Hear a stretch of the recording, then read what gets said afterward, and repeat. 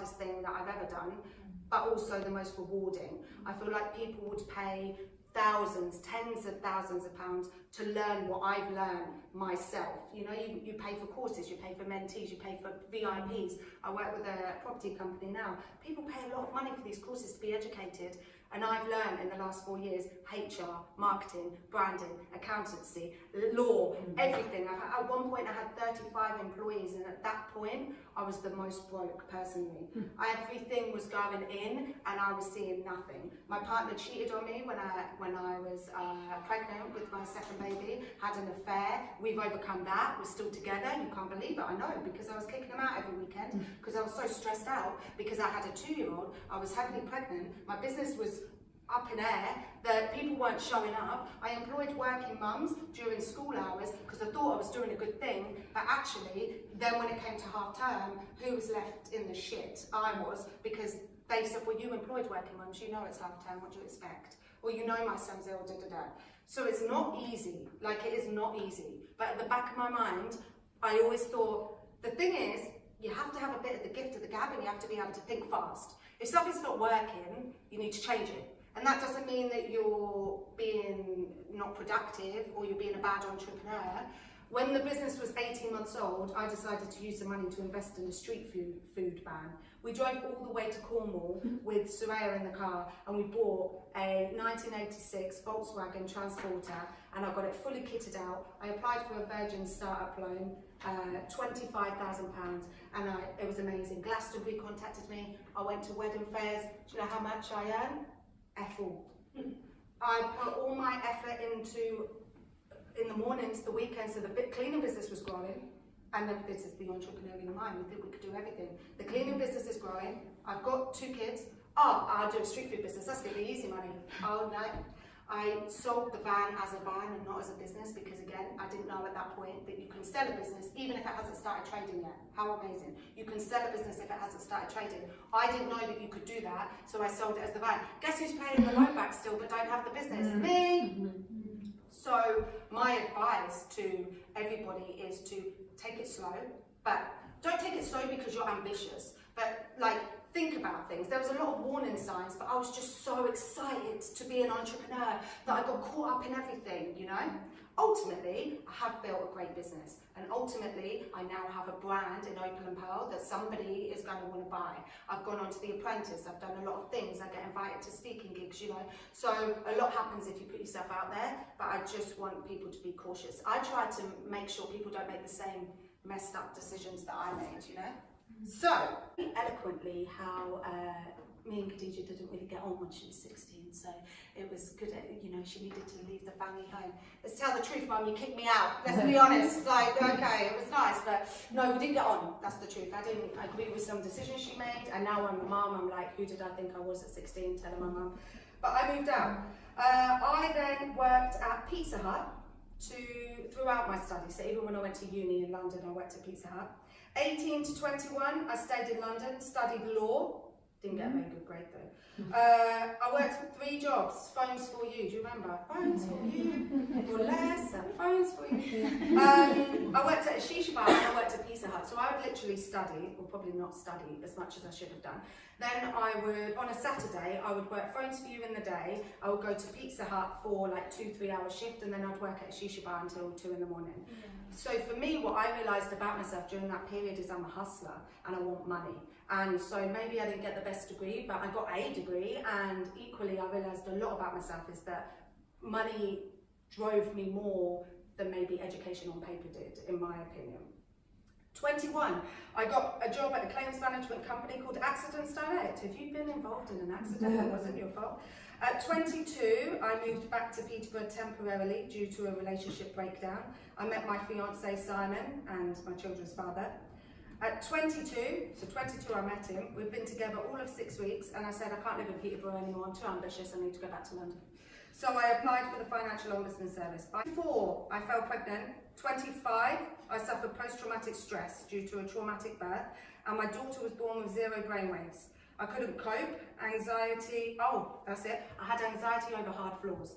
Hard floors, corners, and knives. If I had my baby anywhere near this, I would think, well, if I just did that, she's going to smash her head, she's going to die. That was how bad my postnatal anxiety was. And sometimes I think women have these little thoughts, but are not open enough to say it. Mine then turned into dreams. And so when she was 12 months old, I went to the doctors. I said, I can't cope with these dreams anymore. I can't cope with these thoughts. It's getting ridiculous. Like, you wouldn't have known, because you would have seen me, I'd be the baby breastfeeding, you wouldn't know. But in my mind, I felt it and I kept thinking it. So I went to the doctors and he said, if you had diabetes, I'll give you insulin. If you had asthma, I'll give you an inhaler. You have post-traumatic stress and postnatal anxiety, and I'm going to give you some antidepressants. And once he said that, he also told me to read a book called Mindfulness, I believe. I'll find what it is. But once he told me that it was normal, it's like I didn't need the tablets then. I was like, oh, okay, so a lot of people have this, all right then. I mean, I still suffer with it up and down, and I have taken the tablets for periods of time, and I think that's a new mum thing. I think some women are great and could cope with it. I think some women can't, and that's fine. We'll put that on your blog, and then everyone can support each other. Okay, so why a cleaner business? Everyone asks me, why did you start a cleaner business? The honest truth, I Googled it. I Googled a cheap business to start. Honestly, I was there with my baby. I couldn't go back to the ombudsman, and I Googled it. I Googled cheap business to start, and a cleaning business was the cheapest. I used my father-in-law's 3-door Polo. I bought a Hetty Hoover on Littlewoods catalogue so I could pay monthly, and I spent £20 on cleaning products, and I got started. And I started doing it with my partner's family. Have a big house, they have friends with big houses. I started cleaning theirs and taking my daughter with me. 12 months in, I had my first employee. It was my sister. Then her friends started to join, and I decided that it would be a good idea to offer school hour shifts. So mainly single mums as well could work school hours, and they didn't have to rely on anyone. I had 35 employees, but earned more when I cleaned myself. Or did I? Scaling up is great, but it's not as glamorous as it looks. 35 employees, 6 fleet vehicles, 2 electric, our own range of eco products, a large portfolio of customers, turning over 15k a month. That's what I had aimed for. When I had it, I didn't enjoy it. I got the entrepreneurial bug. I bought software I didn't need, office space I didn't need, staff I didn't need, accepted ridiculous jobs that I never should have done. If you don't earn, you learn. And that's an important thing. So no matter that I made mistakes, or maybe I scaled up too quickly, or I should have waited till my kids were a bit older. My youngest turns 3 in July, and then you know that 3-year-old funding that she gets in September. I'm like, whoo, when's that coming? But you know, maybe I should have started scaling at this time. Maybe I should have gone a bit slower. Equally, would I have gone on The Apprentice? Would my business be valued as it is if I wasn't on The Apprentice? You know, there's certain things that you always weigh up. I paid myself practically nothing for 4 years because I no longer wanted to clean, and I focused on non-important issues, thinking they were important. But now, the business has been valued for sale. So have I actually earned a shed load if I divide what I sell for between the 4 years? And then that brings me on to your short-term goals and your long-term goals. When I started Opal and Pearl, everybody asked me why Opal and Pearl. Opal is my birthstone and Pearl is my daughter's that was born unwell, my 4-year-old. So my partner Simon was like, why don't you call it Mrs. Mop? I was like, hello? I mean, no disrespect to Mrs. Mop, but I'm talking like I've got big ambition here, hello? So it took me ages to decide on Opal and Pearl, and then when I registered the domain, I couldn't believe nobody had already picked Opal and Pearl because I thought it was such a great name. So my story is that I struggled and was pretty much broke for 4 years, relying on Simon.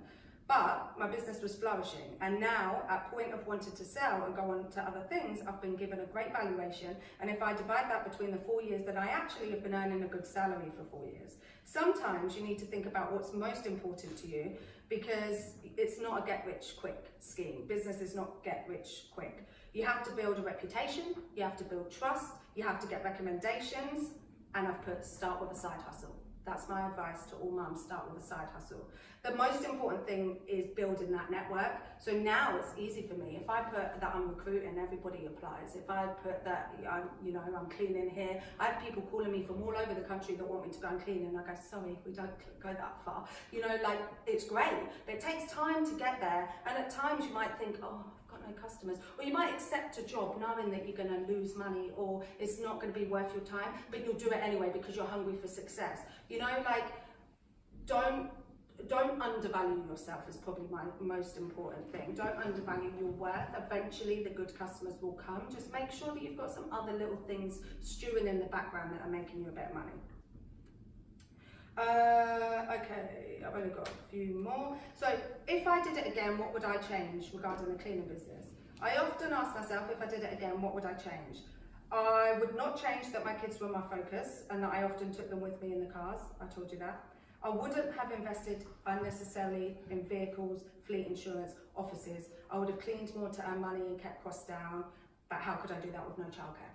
So my thing was, I had 2 young children, 2 and a newborn. How could I have gone out and cleaned? And also, you know, my partner just had an affair, so I was heartbroken. How could I have done that? But then sometimes I think, okay, well, maybe you could have done this, or maybe you could have done that. My thing to everyone is keep it simple. It's very easy. When you get these businesses, since coming out of The Apprentice, I have American Express calling me. I have a bunch of other people calling me. Oh, Khadija, you were great on The Apprentice, da da da.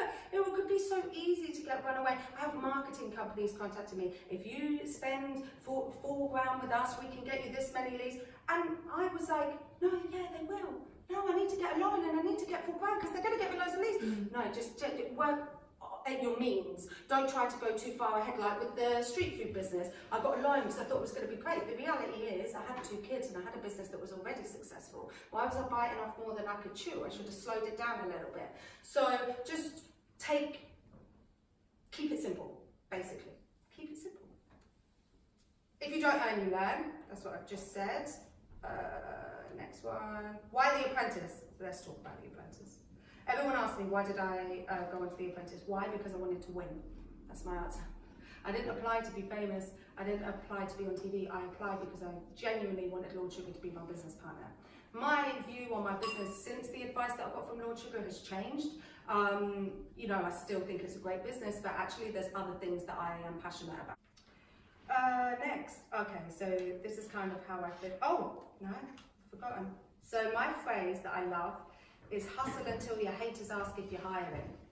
Hustle until your haters ask if you're hiring. This happened to me. So I was in Peterborough, Soraya was 4 months old. I held a Mary Kay evening, network marketing, and a neighbour across the road had said, you're a new mum, do you want to do network marketing? And I invited some friends from school to come round. Cut long story short, I told them about my cleaning business idea, and one of the girls said, you're never going to earn anything from a cleaning business. And I said, okay, I'm just going to go wash the dishes. And then she came in and said, why are you being such a bitch? And I said, I think you need to leave my house. And then 2 years ago, she asked me for a job for her and her mum. Not just once, 3 times. Unfortunately, we weren't recruiting. We are recruiting. The truth is, hustle until your haters ask if you're hiring, because there are a lot of haters, there are a lot of watchers. The best is when someone goes to you, oh, I saw your Facebook post about that creche, that pop-up creche, I saw that. Did you? Did you like it? Didn't like it, did you? Did you share it? Did you share it, did you? You saw it? Thanks for that, but where's the support? Where's the message? Well done. You know, that's the thing with small businesses. You need your friends and family to share your stuff. You need to have a support network that share. There's no point meeting so-and-so from school that says she sees everything you're doing. Okay, great, see it. Can you share it? Give us a little bit of love. Do you know what? Ask me what's next. What's next is I am getting into property. I am working with a property company. My business is continuing to grow. We have been approached by a local property company in Peterborough that wants us to apply for a tender that is in the region of 300,000 per year. So that's exciting. Even when I sell the business, I'm going to remain a consultant within the business. So I want to help it grow continuously. I just don't want to be the one to have the pressure all on my shoulders anymore. And that's okay to say that. I've done it for 4 years. I'm ready to hand on the baton, is that what you call it? And just help out and not be the main person. Also radio, BBC Radio Cambridgeshire have contacted me about doing some presenting, so that's fun. I like talking to people. And my final quote that I leave on when I speak to people is this. So people ask who inspires me. Obviously it's cliche to say Lord Sugar, but the truth is he does inspire me. He did inspire me, that's why I applied for The Apprentice in the first place. Lord Sugar, Richard Branson and Oprah Winfrey. If you read about Oprah, my lord, that woman has had it hard. And if anybody is going to inspire you to keep going, it's her. So Lord Sugar, Richard Branson and Oprah are my inspiration. My children are my reason. My partner and family are my drive. My haters grow my ambition. My silent watchers help me shine. God keeps me grounded and doing good. And that's it.